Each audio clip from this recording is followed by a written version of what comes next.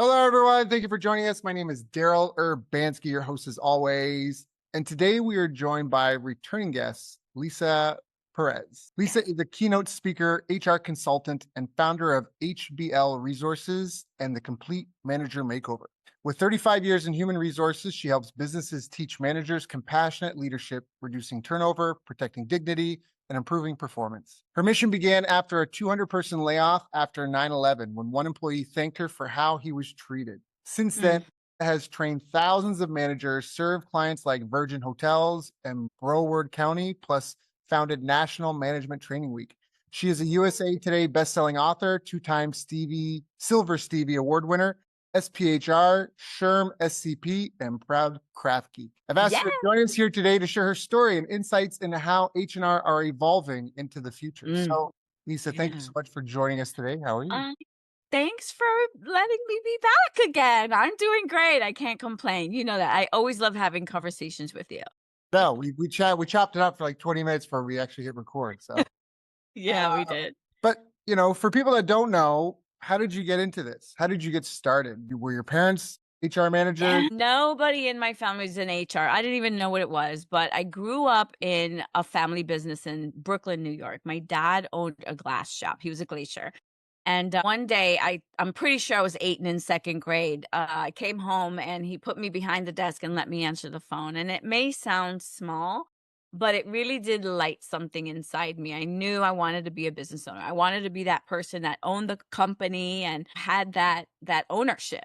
Later, I built a career in HR, but it kind of went along the way. I mean, I tried Amway and Creative Memories, which is a scrapbooking company. And I had to dabble and get that entrepreneurial mindset and skill set. Because when you grow up as an employee all those years, you really don't have that.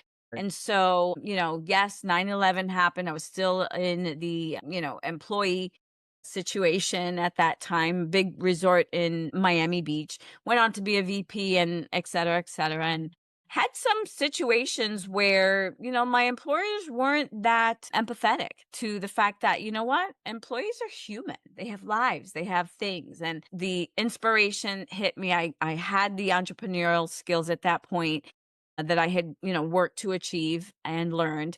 And I said, you know what, this is it. I'm going to do this again. Because I did try it once and it only was open for about 2 years.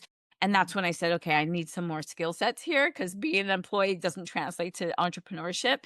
I launched in 2011, August 13th, in fact, 2011. So we're hitting our 15-year anniversary. And, I never looked back. I never looked back. It's a really great story and one that I'm pretty proud of. Yeah, congratulations. That is a great story. Thank you. Part of why you're here. Now, if someone's listening Yeah. to this and they're starting out and struggling, do you have any advice for them? Yeah, definitely, learn what you don't know, right? And if they are, it's that employee to entrepreneur mindset. And I remember reading Robert Kiyosaki's A Rich Dad Poor Dad, right? The cash flow quadrant always stuck in my mind in terms of there are different things. Yeah, you can be great widget maker, right? I was a great HR practitioner. I was doing the things, but I wasn't doing the marketing. I wasn't doing the sales. I wasn't doing I was doing the budgets for, but not the entire organizations. And so those are the missing pieces that I think people who want to jump off the entrepreneurial cliff need to understand that those are skill sets that you're not necessarily going to have going from an employee starting point. So fill in those blanks, get involved. If you're in the US, get involved with SCORE and your Office of Economic Small Business Development. And there's so many resources to equip entrepreneurs to do what they do. Find those resources and just start chipping away at that education and information and foundation. So when you launch, you're on a firm foundation. That would be my recommendation. That's great advice. One of many. And so, what was one of your biggest challenges that you've had to face? I mean, 15 years, I imagine it's not all been sunshine and rainbows. So, what Yeah. were your biggest challenges? Wow, when revenues do dip, and they will, unless you have a recurring revenue model, right? Which we're, building now, 15 years later, revenues are going to slip. They're going to not be in the bank, right? So having that cushion, right? Having that emergency fund, right, to sustain is going to be important. But no emergency fund could have expected COVID, right? Yeah. That was a depletion of the emergency fund, and then going into hawk after that to keep it open. But at least I knew that I had those resources lined up. You want to have that cushion, right? You need that cushion because anything can happen. So I will risk my financial future any day, all day for my business, right? But I won't risk that of my team, the people who support me. I need to make sure that they're in good shape too and that my foundation doesn't get rocked. I don't want to have a layoff conversation with my own team, right? And so having that cushion and then that little extra, do you have business loans that are ready to go in the event, right? I'm not a big fan of getting into debt over my business, although we have on occasion to launch my book or any, trade shows and things of that nature, but making sure that those resources are clear so Yeah. that when the emergencies happen, you've got that cushion. Yeah. I think it's really good advice. I think it's really important for every business owner to go, do I have at least a 6 month runway? 12 months would be Yeah, better because you never exactly. know. You never know. If you knew, Yeah. if you knew what the future was going to bring, everyone would be doing a heck of a lot better. You just never know. Sure. No, for sure. So those are the things that I think helped sustain me through that. And yeah, we came out of the other side with some debt and what have you, but we sustained and really, really proud of that 15-year anniversary. So we're looking forward to celebrating big. That's excellent. So now, what's happening in the state of the world right now in your field? Because AI has been very disruptive. Companies have been laying off 30% of their staff for AI, and then they're rehiring. Like it's kind of chaotic, it seems like now. I heard about another company that's rehiring people they let go from AI because Mhm. the cost of the tokens, the API of the AI, and the quality didn't match. So they're hiring people back. But there's still other Mhm. companies that have let people go and they're happy with a smaller staff. So what's happening right now? But at the same, yeah, I'm gonna shut up. One question at a time. Yeah, no, man, it reminds me of the Industrial Revolution, right? These massive shifts in the workplace, workforce, marketplace. And I think a lot of leaders are treating AI like a replacement strategy when it's really a redesign strategy, right? Let me say that again. Taking it as a replacement strategy when it's really a redesign strategy. I mean, I use AI, right? Effectiveness, efficiencies. I think we're all using it because when the Outlook message comes in and you've got it automatically set up to go to a folder, right? That's AI, right? That's just its most fundamental point. But if you automate tasks that, you don't redesign the role, you have to train managers, reset the expectations, then you end up with confusion, burnout, rework, and then you rehire. That's what's happening, right? That's my opinion of what's happening. But not because AI failed, right? But we failed because leadership skipped the people side of the change, right? People are always going to be needed. And I think we forget that piece, which is why I think you're seeing this rubber band, right? The work still has to get done. Customers still need a human. To this day, can't stand the, dial this and dial that. And who do you need? It's like, give me a person. And that's frustrating for not just me, a lot of people. And I think we've lost sight of that. And that's why I'm so passionate about, my tagline, one of my many, right? Transforming the human in human resources, right? Instead of thinking, who can we replace? We have to start asking, how do I redesign this job?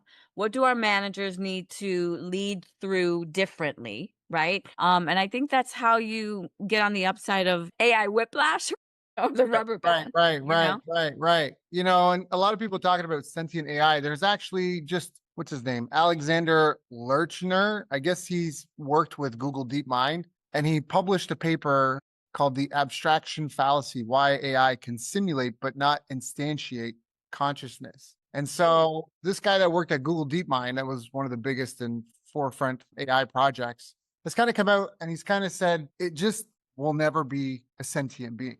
It just won't. Mm, Now, I feel like I've known that in my heart of hearts the whole time. There's a spark inside you, a spark inside me, and I just don't think you're going to get a calculator to replicate that. I think it's a mark, right, I think it's a lot of marketing, and that's the whole. We've seen this for years. When you would go to Google and you would type in your search, how it basically started. I understand it. right. is that you would type in your search and it would try to guess how you're going to finish it. And that's really what it does in a lot of ways, is when you give it a sentence, it guesses what the end of the sentence is going to be based off of other searches. And something like 30% of all Google searches are new. They've never been done before. They're completely unique. So this has been why they tried to predict, what do people want? What do people want? And now it does the same thing, but it'll do it with, 5,000 characters. Yeah. You ask a question and then it gives you, boom, off of its knowledge base, which is why the claims of the knowledge and stuff. So I just don't see it as like some sort of new life form. I have a friend divorced his wife, have kids and do all this. And he was all like in this AI thing, and AI, we're going to birth new sentient life. And I think it's just fool's gold, but it is a tool. Yeah. That we definitely a tool. Yeah. Well, I mean, we've been replacing humans forever. The tractor came out. We don't need farmers. That's what I'm saying. It's another industrial revolution. Calculator used to be a job. That was someone, my calculator. I go there and I do math all day. And then we have calculators, spreadsheets. Oh, we're not going to need accountants. Oh, QuickBooks. We're not going to need CPAs, but we still do. The problem is, I think, the speed that it's happening. Yeah.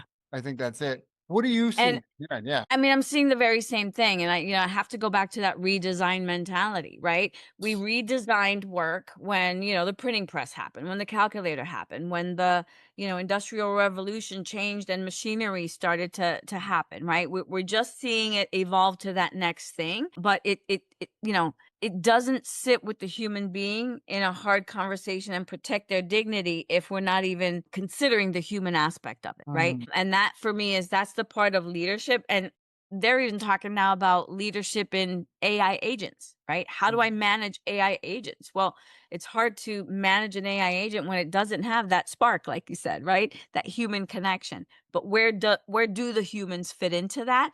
I think that's where we've got to figure out, what is relevant and the purposes that we're using AI for. Right. Like I said before, I'm using it. I'm using it to, help me with edits and mass production of, PowerPoints. And I still have to have the knowledge to know what it is the end goal should be based on instructional design and all of that. You can't ever get rid of that. And, who's to say? Maybe never say never. Right.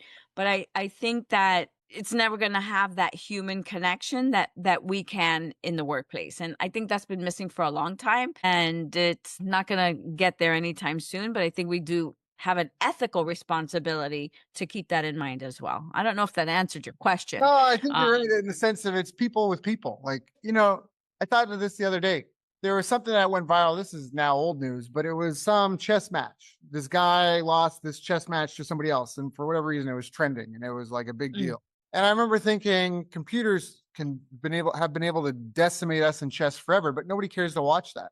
They want to see the people fighting, right? Like, right? They don't want to see two computers go at it. They want to watch the people. They want to see the frustration and the gears turning when the guy is doing this, and that's like about the people. It's always been about the people. So great, you've got this team of AI, good, put them to use. But at the end of the day, who are your customers going to be? People. The AIs aren't going to pay you money. Right. And we've lost that, right? I think we've lost that. And that's why I'm so passionate again about what I'm doing, right? Is we're seeing generations who have been in front of, AI or technology or screens or this or that, right? That's generational period, because most of us, we didn't experience it in that level, right? And there's so little, face-to-face interaction, in close proximity reaction that it's awkward, right? And it's becoming something that now we have to start to teach to, you know what I mean? In academia, I'm working on some workforce development, high schools and what have you. And you're always going to have those high achievers that kind of get it and whose parents probably didn't put them in front of the screen a lot. But with AI now, their problem solving skills are even lower, right? Because even in my home, it's like, why stay dumb? Google it, right? We have these resources at the tip of our hands. So we go straight to the answer. And I don't know about you, but I'm old enough that I had encyclopedias. And on my way to look for whatever I was looking for in, letter P, I found 2 or 3 things along the way looking for it that I learned about, right?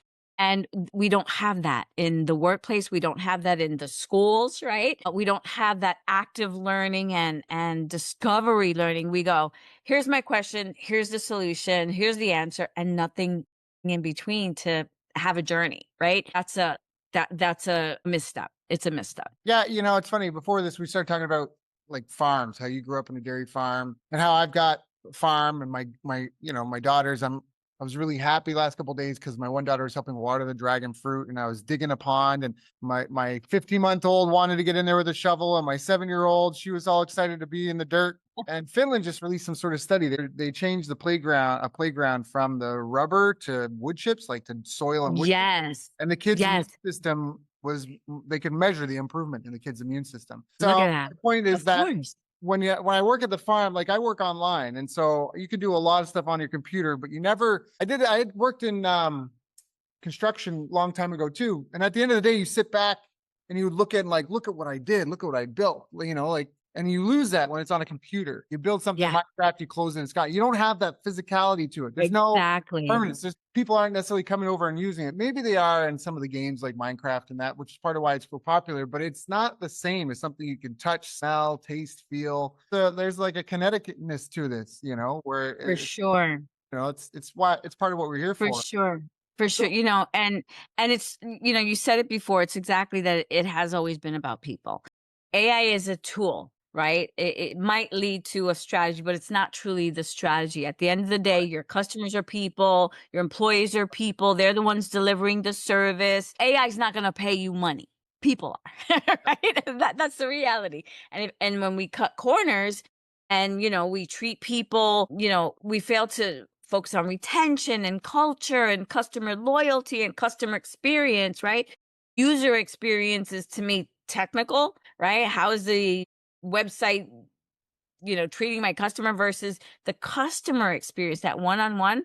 That is where business effectiveness and human dignity aren't trade-offs, right? We've got to figure out where that human connection has to stay because we're humans, right? You can modernize and use AI and go faster and still make sure people walk away with a human experience, a human connection to your brand, to your product, to your service, whatever that is, in addition to the use of, technologies and AIs and all that thing. We have to reverse course there. I love that. When you said that, you reminded me of this. I saw this image in it was like a sidewalk that was an L shape. And and this part was caption user design, and then there's the cut. People cut across. There's like user Right. user, user experience. That's like the story that I got told about when I was in Japan. Now, somebody else said they heard a similar story, but it's a different place. I don't know. It might be one of those stories. But when I was in Japan, someone told me the story of how Tokyo University expanded its campus. Because in Japan, it's frequent for a building to be bought and sold, but the land it's on typically doesn't get bought or sold that much because it's an island, right? They don't do that as much. And Tokyo University had bought a parcel of land and was building buildings on it. And there was a site manager and the project manager. And the site manager was the guy on site with the tradespeople. You do this, organizing them. And the project manager was the guy with the blueprints. And they had built the external buildings and they were pulling out all the big machinery. And the site manager went to the project manager going, "Hey, we're taking out all the equipment. Where do you want the parking lot to be? Where do you want the sidewalks to be? Where should the bench area be? Where should the rest area be?" All this sort of stuff. And the project manager said, "You know what? School's about to start soon. Winter's going to come. Let's just leave it be and come back in the spring." And they had a big fight over it. The site manager's like, "We got people here. Let's do it now. Just tell me where you want it." And the project manager said, "No, let's wait." So they waited and the campus filled up because it was already an existing university, right? And over the winter, people used the new buildings in the new space. And then when they came in the spring, the ground was soft and they didn't need blueprints because people were parking here. And the path went from this door to that door. And they could even tell by the width how much traffic going to those places. And that was right behind the landscaping outside the buildings for the university. So that's like to what you're saying, like, what are the people doing? What do the people need? Custom built that way.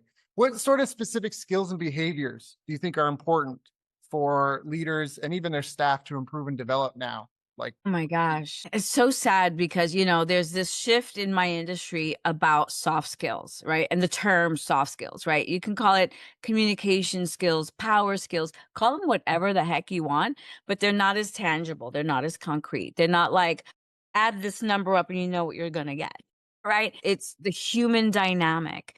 It's conflict resolution. It's, we have a disagreement at work and we don't know how to navigate to a win-win, right? I'm from the Stephen Covey era. We're going to get through the conversation in such a way that is effective so that we do reach the win-win, right? Not the compromise where somebody loses something. And so all of those things are critically important because you don't necessarily get that experience again because of you're getting the answer. So I don't know how to get there myself, right? So communication skills and communication that is the tough conversation, right? That's again my wheelhouse. I want to teach managers what to say, how to say it, because who they say it to matters. You can't tell the same conversation with one that you can with another, right? I have thick skin. Give it to me between the eyes. Let me at it. Don't sugarcoat it. And somebody else is like, ooh, I don't think I want to hear it right between the eyes. Can you sugarcoat it for me, please? So those kind of communication, human dynamics, training and information and insights are very important. Think problem resolution, right? They're actually starting to return that into the academia, elementary school academia, and making students, I read an article, I can't remember where it was, about having them start to figure out these, I remember this, I'm going to age myself big time, not just this hair, but the Tupperware, right? This gray hair is aging me, but the Tupperware used to have this little rolling ball. And in the ball, there was a square hole, and you had the square little shape, and you had the round hole, and you had the round shape, and you had to put all these things. And I mean, I remember getting that at like 3 or 4 or 5, right? And they're doing that kind of thing in school now because kids don't have fundamental problem solving skills that just come innate because they're just given the answer, right? There's no skill set like that. I mean, how do you train that, right? You give them the ball and make them put the shape in the right shape. Problem solving skills, and those are just 2 of the major ones I think are Yeah, critically important. that's great insight. So the vital skill Yeah, or soft yeah, skill, you can call them. vital soft skills. Yeah, whatever you Yeah, want. Yeah, problem solving. And I think you're right. I feel like people live like the world is so rubber padded right now. And in some ways that's good. I nobody's remember got a hearing thick this skin one. anymore. If you put bars on your windows to keep criminals out, you're also putting bars on your windows to keep you in. And That's I think right. it's one of those. Like we rubber pad the world. Going back to the playground example. I remember Yeah. in Canada, I was in Toronto, and some guy was standing outside a playground. He's like, "This device measures the impact the child will feel if they fell from this height." And he drops it. It's like the child would have felt so much for yeah, it hurts. You fall out of a tree, it hurts. It's supposed to be. Right. And they just like rubber padded everything. And now you got these Yeah, that are like kid proof. And it's like, but that's yeah, the way the yeah, world is designed. Like if you want to succeed and thrive in the environment, you like yeah. bleed and cry in training, not on the battlefield. You don't Y pretend. You don't, yeah. So I get what There's you're the other saying. one, resilience, right? That's the other one, resilience. If you've got what is I wore this sumo wrestler suit one time.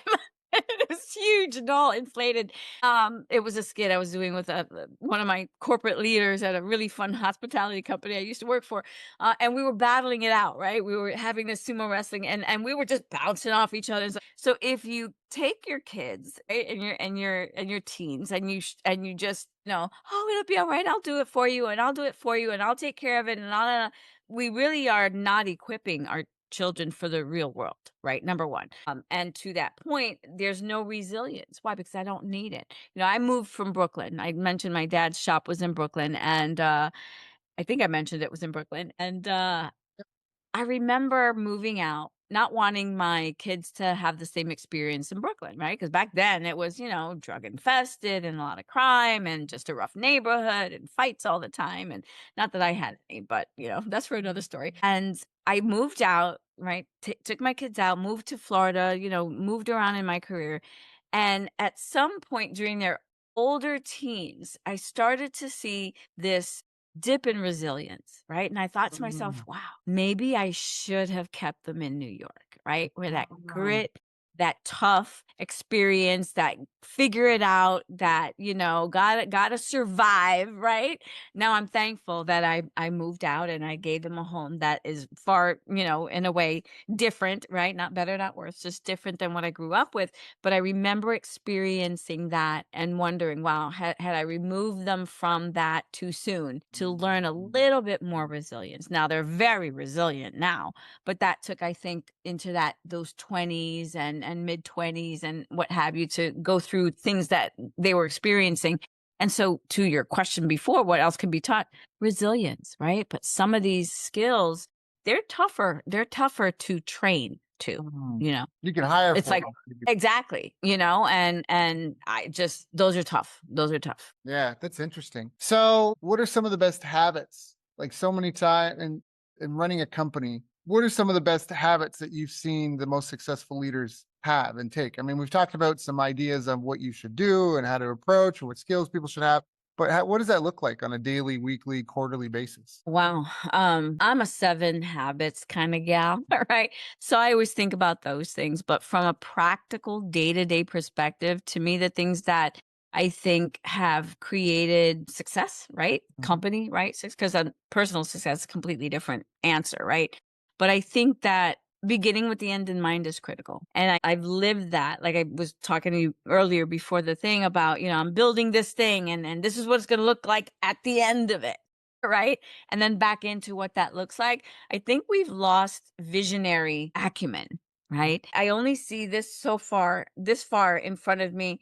I only see 5 days ahead, right? What does it look like? I'm reading a book now, Exit Rich, right? At the end of it, what do I want it to look like? And then backing into it. So I think being a visionary is critically important, from the small things to the big things, right? From I've got this one project and it's small, what's it going to look like in the end, to I've got this company and what's it going to look like in the end? So I think visionary is important. I think we shared this the last time we spoke, is working on your business and not in your business, right? You can't get into the business ownership from the self-employed. I'm self-employed, okay, period. Because if I don't show up, the work doesn't get done, right? And that's the shift we're starting to make now with the revenue generation and the recurring revenues and all the things. Because I realized I don't want to sit in this chair all the time. I want to be in Costa Rica or wherever you are with the little palms, whittling around. But I can't do that if I'm still trading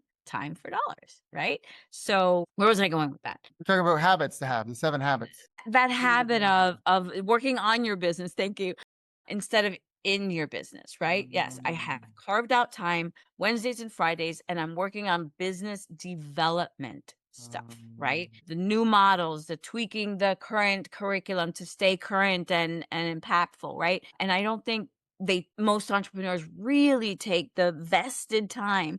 It is marked on my calendar. You cannot get on my calendar Wednesday mornings or Friday mornings, because I am working on my business, That's right? The excellent to infrastructure. have that. Yeah. And I don't think that people, and that means everything from, let me take an AI class and learn some new technology. Let me look at this webinar and get some credits so I keep the letters after my name. Whatever that means. It's working on the business and not just Yeah.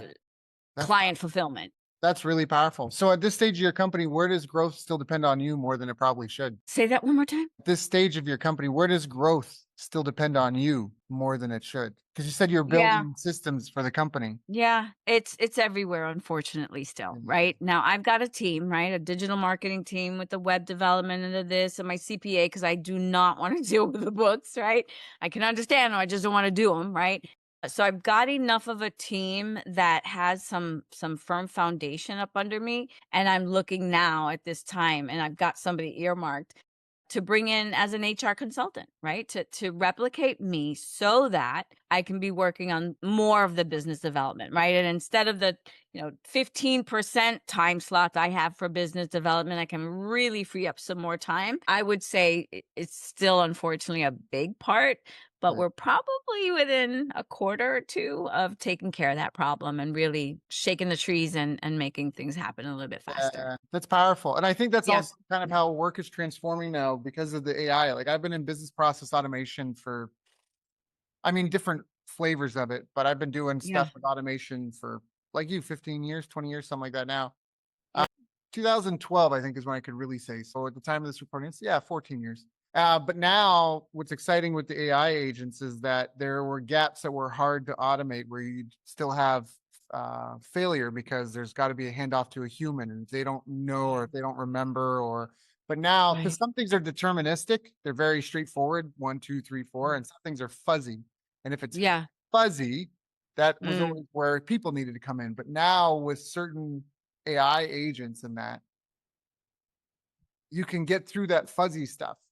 And that's Yes. really empowering because now you still need people in the loop, definitely 100%, but they can Right. further on that chain and you can link more parts together. And I think that's Correct. impressive. But I do still think there's still a lot of hype. I mean, I'm working with 7+ different tools. We got 69 AI agents running right now, Yeah. 72 if you consider the three manager agents. But it's not like I'm not going to be downsizing. I already said it to my team. Even if somebody Right. feels like they replaced their job, we're just going to upskill you Right. at this point. Right. Exactly. That's what I meant right before about, hey, how are we redesigning so that I can still keep you, have that value add, and listen, these systems and tools have to be trained, and the training that's already there is in the brains of the people who have been doing the work. Yeah. Well, and so what's interesting about that, a bit of a sidebar, not that I mean, I guess I do it enough, but I was gonna say I that's had a different. potential, no, sidebar number 42.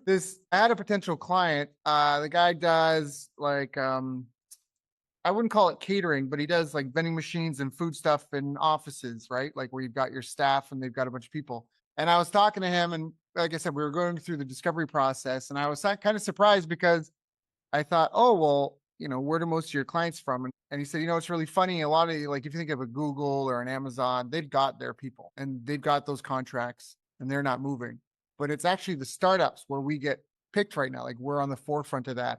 And I was asking layoffs, like, is that affecting you guys? Because these companies lay off. He's like, it's actually feeding my business because when a company lets go of 10,000 people, a percentage of those people go and start their own business. And then Right. we get to 5 people, 10 people, 6 months later, a year and a half later, feed them. And so they call us. So he's talking about the layoffs. He said it's counterintuitive, but all these layoffs are actually helping my business because these people are going and starting their own businesses. And I think Correct. kind of Shakespearean, what I'm expecting is some of these big companies laying people off versus trying to figure out how to keep them and incorporate and upskill them.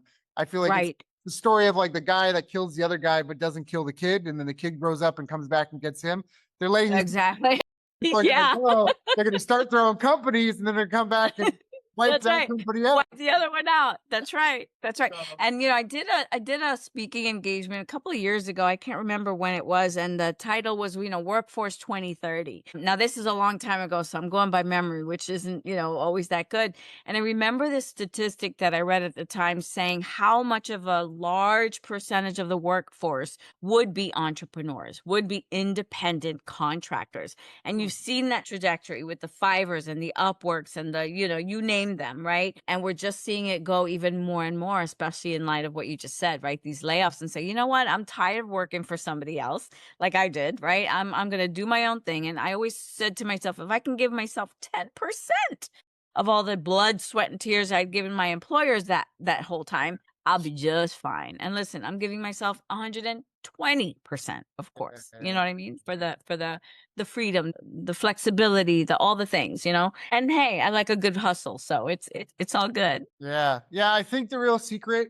the key is being very close to the market, knowing what people Mm. want. I mean, that's the story of Netflix Yeah. versus Blockbuster. How do you Oh yeah. take down Goliath? Blockbuster was doing 6 billion. That's a B, folks. Yeah. $6 billion a year. They could have hired any talent. They could have any technology. They even had an opportunity to buy Netflix at one point and they passed because they were like this little catalog delivery movie thing. We've got physical locations around the world. Well, they didn't know who their customer were. They didn't know that their customer was the waitress that's been standing for 12 hours already with her arms up. Last thing she wants to do is sit in an aisle with paralysis by analysis, or the guy that's a construction worker or a plumber or whoever, a school teacher, and they're tired of trying to have to run around and get the movie back on time where they get a late. Right. That's so Right. parasitic, right? Like, Right. and so they didn't realize and I always say, like, I feel like the founders of companies are always so close to the people they're building for and they understand the problem, build the solution, it gets really big. And I don't mean any disrespect, but then like the accountants and the lawyers come in and they scale it, but then they don't know how to pivot it because they're so far removed from, they don't identify with those people. They don't Right. They They're can't not the relate, end user. and they're trying to, and they're trying to monetize and grow this, and they have Yeah. different goals and Yeah. priorities, and that's where you get Yeah. line things. And Blockbuster was made bankrupt. I mean, it was ran into the Yeah. ground, right? Yeah. For And sure. that was from a little tiny little startup. And not looking at beginning with the end in mind, right? Like I said before, right? They didn't lose sight of the fact that I'm only looking this far, Yeah, right? That future look, that visionary piece. Had there been a visionary at the helm of that organization, it probably wouldn't have gone down that way. and it's true. Yep. Yeah. I That's mean, Apple visionary. same thing Apple and Apple, and that's why they brought Steve Jobs back, because they Mhm. said, "Hey, we kicked you out," because they kicked him out because they were monetizing, scaling. It was a giant money Exactly. pile. I've seen that happen. Right. Work with a And now we company. see all that shift now. Yeah. A lot So of that. very interesting. Yeah. So where do So you think this good. is going? I mean, because HR is even using, the companies still are hiring, and they're also incorporating HR. Do you think that's enhancing, improving the process? How is it helping? How is it hurting? I think it's when it's used right, it's helping, right? And I think there's a whole field that we have to be cognizant of in terms of the ethical use of these tools, right? And we're not talking about that enough. We don't have eyes on it enough. We are still seeing lawsuits happening from, I'll not name the technologies, right? That Hmm, say it's discriminatory because, it's only using the information that it's being fed, and what's being fed is, things that are not always unbiased, right? And so we're not spending enough time on that. I think they call it the black box. okay. There's a term that's out Yeah, there black the other day. boxes in the airplane. It records what all It the it is, information. but there's another term. I want to say it's a similar box, right? Something box. Maybe it'll come to me.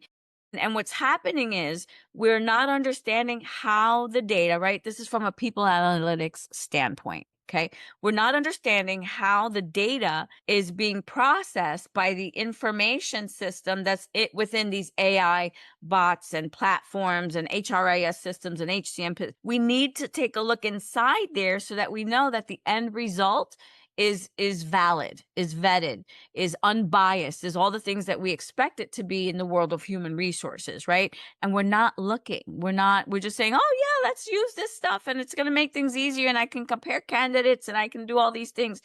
But we're really not looking at how is it getting these end results to me? What is the analysis? What is the decision making going on with this technology that's giving me the output that it is? That's a miss. Yeah. That's a miss. And I think that's one of the things that we're heading to. And I say that because I'm on the board of the HR.com People Analytics, and we're doing a lot of research and surveys and things of that nature. So I just did a newsletter article on my LinkedIn page about just this piece. We're not looking, we've got a balance. We need to, yes, proceed, but proceed with caution and be checking along the way, especially from an ethical standpoint. How are we using it and what is it doing to our workforces, our people, our humans out there? That's important. I think that's really important. Mm, Yeah, so they're talking about that with coding now, because before you'd have humans do all the coding, but now they've got a lot AI. One of the best uses of AI is coding, because it can code a whole app for you. They call it one shot. yeah. Just give it a prompt, Yeah. write some sentences, and boom, you got an app. You're like, wow. I've yeah, I've seen it. I was doing some vibe coding. I didn't even know that was what it was because I had a problem with my website. So I was Yeah. like, man, then I learned the term. People don't know. They don't know the code base. They don't know where things are at. They don't know where, because they're just talking to the genie, and then they don't know Yeah. what's happening. Is it the security breaches, all this sort of stuff? All those things, right? It's those. And listen, I'm not an anti-AI person, but when it's used right, it can help a lot. But in HR, we have to talk about that ethical use. Not just in HR, in any business environment, right? So we just got to proceed with caution, and we're not proceeding with caution, I don't think, all the time. Yeah, well, I think it's Yeah, also a bit of a race. Obviously, everybody wants to have the best model, the smartest model. true. Feels like things are accelerating. I think Really it's fast. retro, having a, Yeah, they used to call them victory gardens at the end of the World War. They plant your victory garden like we don't know what's going to happen. It's interesting. right. Now, some people are claiming abundance for all. It's gonna be Yeah. an interesting time. What do you think companies should do from that perspective? What would be your, kind of recommendations to you're in that space, right? You just talked about agents and agent managers and all the stuff. How have you navigated that so Well, carefully? I feel like it's a great question. I've got a unique perspective because I've been living between multiple countries. And especially with this podcast, I've interviewed a lot of people at high levels in companies with large workforces, again, across different countries. And then I also here where I'm living sort of sit outside the culture. I remember this in Japan. When I was in Japan on the subway, I felt like I was an outside observer because I didn't speak the language for the first for the first year I was there. But I'd see the advertisements and I'd see the ad, but I didn't know what they were saying. But I would be able to go, oh, they're like the eyes are bigger on that. Like I would notice things that I might not notice if it was if that makes sense. So Gotcha. Yeah. and so you see that, and then the contrast is really how we learn, right? Tall, short, hot, cold, like that. So I'd see the contrast. Right. And I think in a lot of ways, our education system, like everything's being overhauled now. And where I'm hoping it's going is not towards like a universal basic income. I think what we need is like a universal basic survival. What I mean is instead of the government putting people that have to reskill and rejoin the workforce, instead of the government going, here's a check every month. I think that's a terrible idea. Yeah, for sure. I think people need to be given a plot of land and a house, a solar kit, and going, hey, and training workshops on how to keep some animals. Like here, if you have a chicken, chickens lay 5 eggs a week. Yeah. I'm here where I am in the Philippines. It's common in a subdivision for people to have 2, 3 chickens because now you got eggs for life. And if you're really hungry, it's made out of chicken. Like you just eat the thing. Like it's actually made of chicken, and it just runs around your yard. And they don't even feed them. They just run ants and grasshoppers and caterpillars. Like it's just there. And then more chickens come out of its butt, and then you can give them to friends. And now they have eggs. And if everyone's got eggs, no one's starving. Just one example. But I feel that like is so funny. There's enough. I'm in trouble. I don't eat meat. Well, whatever. But you know what I'm saying, though. I used to. I dabble every now and again. That I think what we need is to get back to, because it's Maslow's hierarchy of needs. And so I think we have to go back to making sure people have the basic needs, but not in a socialist communist way, because it's never the most inefficient model is people spending other people's money on things they're not using personally for people they don't know and are very far removed from. That is the most inefficient incentive structure that we have. And so you have to, I think that's where that comes. And then what do companies do? Well, you have to adopt the technology. This is like offshoring labor. If you don't, your competitor does, you now have a disadvantage. And you're, You have to adopt it. And so now all companies are starting to build knowledge bases. You have to build a knowledge base, which is like it's everything from your PDFs, your emails, all that knowledge has to be organized and almost like your own personal company Wikipedia type. Because there has to be a way to translate. Google does this. They have troubles with this. The internet is trying to reflect what's happening in the offline world and the online world. There has to be that bridge. So the first part of that is observation monitoring. So companies have to absorb that stuff. And it's, again, like you say, almost like rebuilding the rules. But the Boy Scouts have, I don't know if I answered your question. I just went on another rant. But the Boy Scouts have a training model, EDGE, EDGE. I love it. EDGE, explain, demonstrate, guide, empower. Explain the task, demonstrate the task from start to finish, and to do it with together until they get it, and then empower them to do it and come back and ask questions. And that's sort of how the AIs are being built. You get your AI and you have to explain it the task. You have to be able to demonstrate what success looks like and how they got. And then the humans, like now on my team, my staff, they go to do a task, they trigger the AI to do it, and they're doing it. And right now, the human is the default. And it's like they're going to compare and go, oh, yours sucks, and this is why. Look what I did. Yours is terrible. Right. So terrible. And then you keep doing that iterative process until we have what we call golden. It's golden. And so now it's golden, and then we move on to the next one and the next one. But then again, it's like problems are markets. All these companies, all these things everyone's doing are solving problems. And so it is built off of, you get what I'm saying, right? If you've got some sort of thing and you're just enjoying the royalty checks because farmers are using your pesticide, that's great until somebody sits down with AI and analyzes all this data, comes out with a new formula. And so everybody right now needs to just be obsessed about who am I serving, how am I serving it, serving them, and then how do we keep getting better? Like we have to have that constant improvement mentality. It's really like that, I think. It's interesting. You this edge thing, right, got me excited because in my book, I talk about that same thing from a trainer perspective. Back in my day, right, it was know, show, do, review, right? Know what you're Mm. talking about, show them how it's done, do it with them, right? Model how that's supposed to, let them do it, and then review, right? To solidify the learning and stuff like that. So it's a very parallel Yeah, model, yeah, So yeah. they just gave it a couple of little spins, but it's tried and true, right? We've got to make sure that we are educating in a certain way so that we can use the tools, the models, be aware of that human element too, right? All of those kinds of things, because it's not going away, right? We know that. And to your point, yes, if I'm not using it and my competitor is, I'm going to get buried, right? But also making sure to use it responsibly. I think that's the piece. Well, I think that's what you're saying, is that we have to make sure that we don't create, just a destruction machine. And Problems change, occur. and we lose sight of the change management part of this process, right? When I remember being in the workforce when the biggest change was, the computer and email and all of that. And yes, I am that old, right? And having to watch that shift from these envelopes where you had, the name in the department, and the name in the department, and they went into interoffice envelopes to this thing called email, right? And watching that shift to the computer for the population that came before me, I'll just Yeah, say, right? yeah, yeah, And yeah. the struggle was real, right? Because it's this fight. And I do this generational diversity training. We talk about the fact that communication isn't any different. The method in which we're communicating is, right? Silent generation wanted you to knock on my door and come show up. Boomers wanted to pick up the phone and give me a call and tell me what you wanted, right? Gen X wanted to do the emails,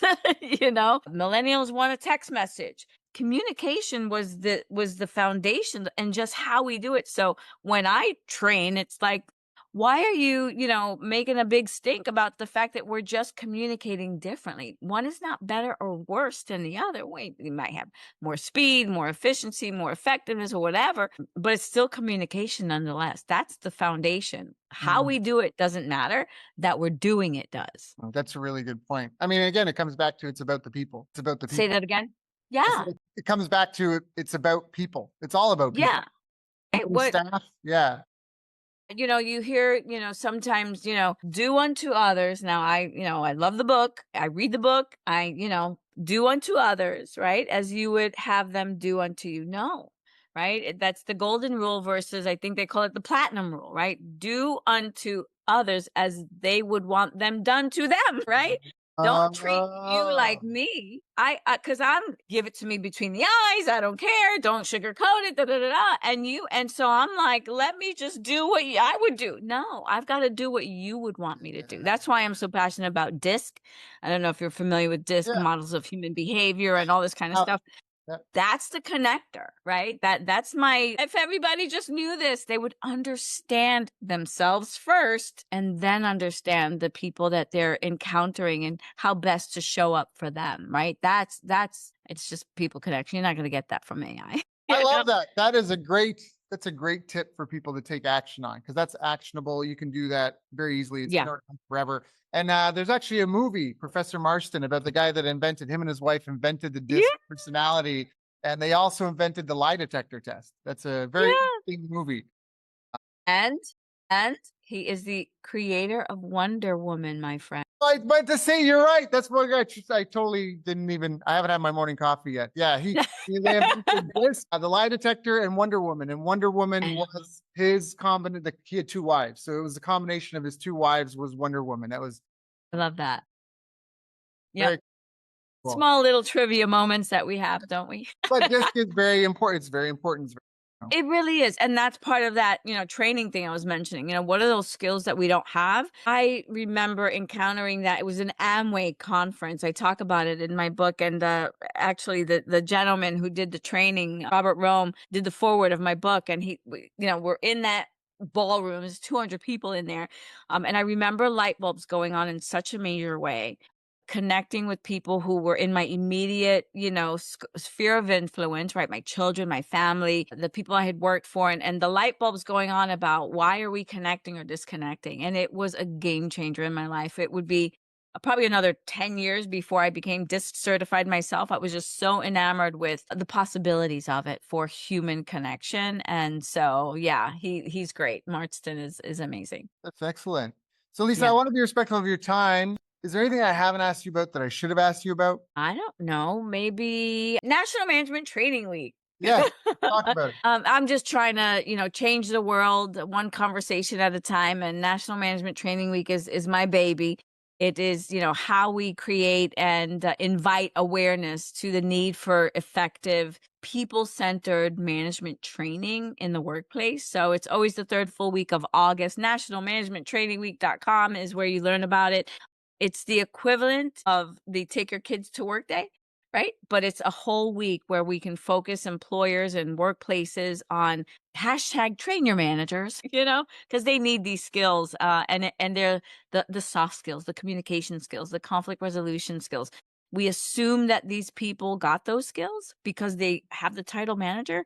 And so I'm committed to train the skills that they never got. And if people want to learn more, where do they find out? Where do they go? Yeah, nationalmanagementtrainingweek.com is where you'll find all the information about the upcoming event. Our virtual training week is coming up that week as well. We're going to be doing licensing of little training events throughout the country or world eventually, so that we can really focus and do something about this statistic, by the way, that says 60% of employees are leaving their companies because their managers' bad behavior. We've got to change that, That's a real and problem. equip managers with the people skills they need to become really good managers and leaders of people. I love that. I love that. So go check out nationalmanagementtraining.com. You can also go Yeah. to HB as in boy, L resources.com. Put the Yep. links in the notes. Thank you so much, Lisa. It's always an honor and a Thank pleasure. you. I appreciate the invitation. It's always a joy to chat with you. It's Yes, good time. It's a good time. I appreciate you. All right. You too. Bye-bye.